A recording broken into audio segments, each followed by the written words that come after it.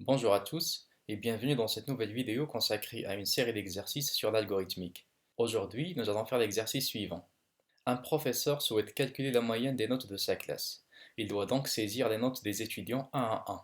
On suppose que le nombre d'étudiants dont on veut saisir la note n'est pas connu d'avance.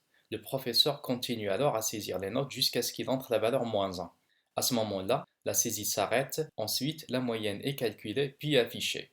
Il est clair que l'on aura affaire à un traitement itératif où on va se servir de l'une des trois boucles que nous avons déjà traitées dans les leçons précédentes, à savoir la boucle tant que, la boucle pour et la boucle répétée.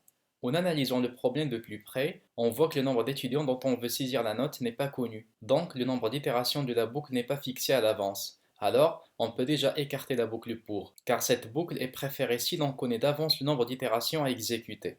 Concernant la boucle tant que, on a vu qu'elle peut être utile dans un traitement itératif dont le nombre d'itérations n'est pas connu depuis le début. Dans notre cas, elle peut bien faire l'affaire, mais en se référant à l'énoncé, on constate que la saisie des notes se poursuit jusqu'à ce que le professeur saisisse la valeur -1, ce qui met fin à la boucle. On imagine donc que l'opération de la saisie se fait dans la boucle, puis on vérifie la valeur entrée pour décider ensuite si on continue ou on met fin au traitement itératif, ce qui signifie que la condition de sortie de la boucle doit être spécifiée après la saisie, c'est-à-dire après le traitement de la boucle. Ce comportement nous renvoie directement à la boucle répétée.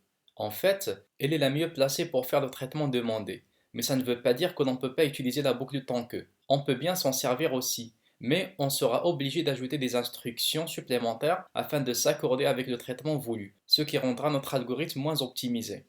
Dans notre algorithme, on aura besoin des variables suivantes.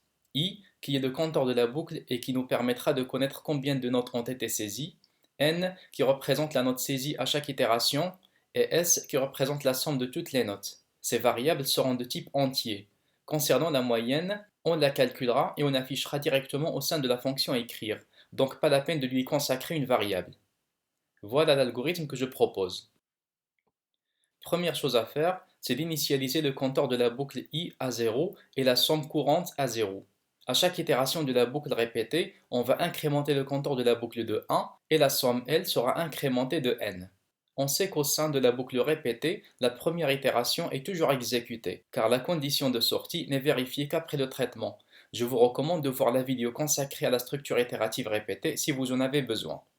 Alors, au sein de la boucle, on demande à l'utilisateur de saisir la note de l'étudiant courant en affichant le message note de l'étudiant i plus 1. Dans ce cas, lors de la première itération, où i vaut 0, on affiche note de l'étudiant 1.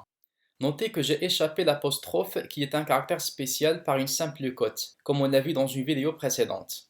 Ensuite, on récupère la note saisie que l'on met dans la variable n. Juste après, on incrémente la somme S de n. Donc si la note qui vient d'être saisie par l'utilisateur vaut 14, la nouvelle valeur de la somme est 14, car celle-ci a été initialisée à 0 avant d'entrer dans la boucle. On incrémente aussi le compteur de la boucle i de 1.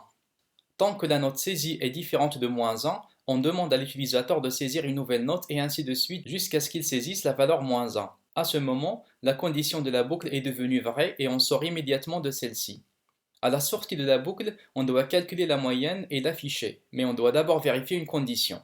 En effet, si i vaut 1, ça veut dire que le compteur de la boucle est incrémenté une seule fois. Donc, la boucle répétée est exécutée une seule fois, ce qui veut dire que la seule note saisie par l'utilisateur vaut -1. On affiche alors le message aucune note saisie. Sinon, ce qui veut dire implicitement que la variable i est supérieure à 1, à ce moment-là, on affiche la moyenne. La moyenne est calculée ainsi. S plus 1 divisé par i-1. En effet, quand l'utilisateur a saisi -1, avant de sortir de la boucle, on a incrémenté la variable s de -1, ou plutôt on a décrémenté s de 1. Il faut donc compenser en ajoutant 1 à la somme. Notez également que le compteur de la boucle sera incrémenté de 1 même si la note saisie vaut -1.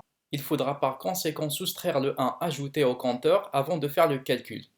Notez que par souci de simplicité, on n'a pas contrôlé si la valeur saisie par l'utilisateur est comprise entre -1 et 20, mais je suis sûr que vous êtes capable d'ajouter cette condition par vous-même. Ça sera tout pour cette séance, merci pour votre attention et à la vidéo prochaine.